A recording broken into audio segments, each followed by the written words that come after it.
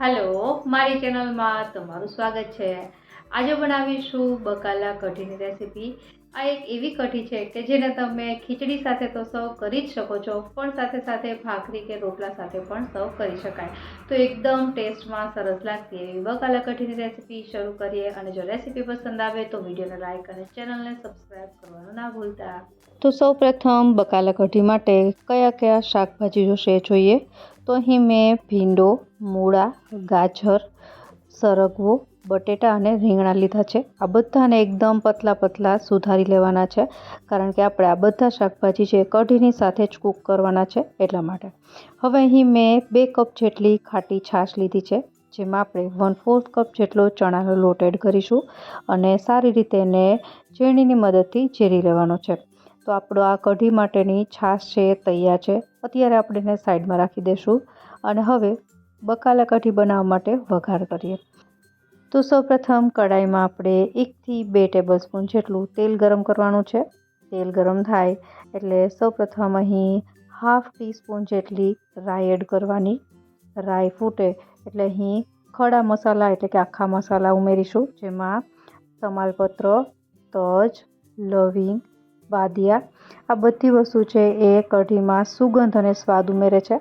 અને ત્યારબાદ 2 સૂકા લાલ મરચાં અને થોડા મેથીના દાણા લગભગ 1/4 ટીસ્પૂન જેટલા અને 1/2 ટીસ્પૂન જેટલી હિંગ ઉમેરવાની। હિંગનું પ્રમાણ થોડું આગળ પડતું રાખવાનું, એનાથી સુગંધ છે સારી આવશે। થોડા મીઠા લીમડાના પાન અને હવે અહીં એક વખત આ બધી વસ્તુ છે એને મિક્સ કરી લેશું। તો આપણો આ કઢી માટેનો વઘાર તૈયાર છે। જો તમે ડુંગળી પસંદ કરતા હોય કઢીમાં તો આ સ્ટેજ ઉપર ઉમેરવાની, મેં ડુંગળી આજે એડ નથી કરી। હવે જે આપણે શાકભાજી સુધારીને રાખ્યા તે બધા આમાં ઉમેરી દેવાના છે અને સારી રીતે મિક્સ કરી લેશું। લગભગ 1 મિનિટ માટે આપણે એને સોતે કરીશું, જેનાથી શાકભાજી છે એ સારી રીતે મિક્સ થઈ અને ચડવા લાગે। અને ત્યારબાદ અહીં મેં એક નાની સાઇઝનું ટમેટું છે એને આ રીતે મોટું મોટું સુધારી લીધું છે, એકદમ ઝીણું નથી સમારવાનું। હવે ટમેટાને ઉમેરી દીધા બાદ સારી રીતે એને મિક્સ કરી લેશું। અત્યારે તમે જોઈ શકો છો કે શાકભાજી બધા જ કાચા છે અને એ ઝડપથી કૂક થઈ જાય એની માટે આપણે અત્યારે મીઠું એડ કરવાનું છે। મીઠું ઉમેરવાથી શાકભાજી છે કૂક જલ્દી થઈ જતા હોય છે। તો મેં અત્યારે શાકભાજીના ભાગનું અને સાથે સાથે જે આપણે છાશ ડોઈને રાખી છે એના ભાગનું મીઠું ઉમેર્યું છે, જે લગભગ 1 ટીસ્પૂન જેટલું છે। તમે તમારી રીતે વધતા ઓછું કરી શકો। હવે સારી રીતે મિક્સ કરી લેશું અને આ સ્ટેજ ઉપર આપણે હળદર પણ ઉમેરી દઈશું, જેનાથી હળદરની કાચી સ્મેલ ન આવે। તો હળદર પણ મેં 1/2 ટીસ્પૂન જેટલી ઉમેરી છે। હવે આ શાકભાજી જે છે મેં ઉમેર્યા બાદ લગભગ 1 થી 2 મિનિટ જેવો સમય થવા આવ્યો છે અને કૂક થવા આવ્યા છે। તો આ સ્ટેજ ઉપર હવે આપણે તીખા આદુ મરચાં અને લસણની પેસ્ટ ઉમેરીશું। મેં અહીં વઘારમાં એટલા માટે નથી ઉમેરી કારણ કે શાકભાજી છે એકદમ આપણે કાચા ઉમેર્યા છે। તો જો તમે સૌથી પહેલાં આદુ મરચાં અને લસણની પેસ્ટ ઉમેરશો તો વધારે વાર સતળાવાથી અને ગરમ તેલમાં એડ કરવાથી લસણ અને આદુ છે બળી જતા હોય છે। હવે કરીએ મસાલા। તો મસાલામાં 1 ટીસ્પૂન જેટલો ધાણાનો પાવડર અને ત્યારબાદ 1 ટેબલસ્પૂન જેટલો ગોળ। ગોળ અચૂકથી વાપરો, મેં અહીં દેશી ગોળ લીધો છે। જે આપણે ચણાનો લોટને છાશ ડોઈને રાખ્યા છે એ છાશ છે મેં ખાટી લીધી છે। તો ગોળ એડ કરવાથી જે એકદમ ખાટી છાશનો સ્વાદ છે એ બેલેન્સ થઈ જશે। તો ગોળ છે અચૂકથી ઉમેરવો। ત્યારબાદ સૌથી છેલ્લે અહીં મેં મોળા મરચાં લીધા છે, એકદમ લાંબા સુધારી લીધા છે, એ ઉમેરી દઈશું। તમે આની જગ્યાએ કેપ્સિકમ પણ ઉમેરી શકો। આ મરચાં કૂક થતાં વાર લાગતી નથી એટલા માટે મેં સૌથી છેલ્લે ઉમેર્યા છે। હવે ઉપરથી ઢાંકણ બંધ કરી અને આ શાકભાજીને આપણે 5 મિનિટ માટે કૂક કરવાના છે, એકદમ લો ગેસની ફ્લેમ પર।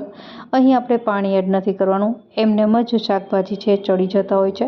તો તમે જોઈ શકો છો કે તેલ છૂટું પડી ગયું છે અને આપણા શાકભાજી છે એ ઘણા ખરા કૂક થઈ ગયા છે।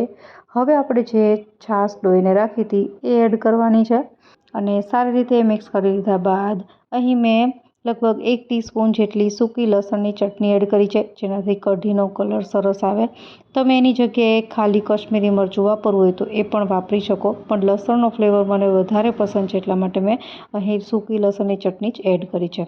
હવે આ કઢીને લો ગેસની ફ્લેમ પર 8થી 10 મિનિટ માટે ઉકાળવાની છે, જેનાથી આપણે જે ચણાનો લોટ છાશમાં એડ કર્યો છે એ કાચો ન લાગે. કઢી જેટલી સરસ રીતે ઉકળશે એટલો જ એનો સ્વાદ સારો આવશે. જ્યારે પણ તમે કઢી બનાવો, નોર્મલ કઢી બનાવો એને પણ એકદમ વધારે વાર જ ઉકાળવી, જેનાથી કાચી સ્મેલ પણ નહીં આવે અને બધા જ ફ્લેવર છે એ કઢીમાં સારી રીતે બેસી જાય છે.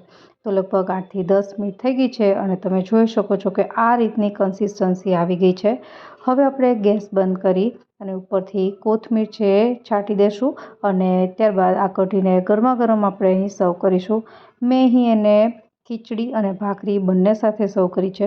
તમે આ કઢીને ખાલી ખીચડી સાથે ખાઓ તો પણ ચાલે અને ખાલી ભાખરી કે રોટલા સાથે પણ સર્વ કરી શકો. તો આશા રાખું આ રેસીપી તમને જરૂરથી પસંદ આવી હશે. ફરી મળીએ નવી રેસીપી સાથે. ત્યાં સુધી બાય.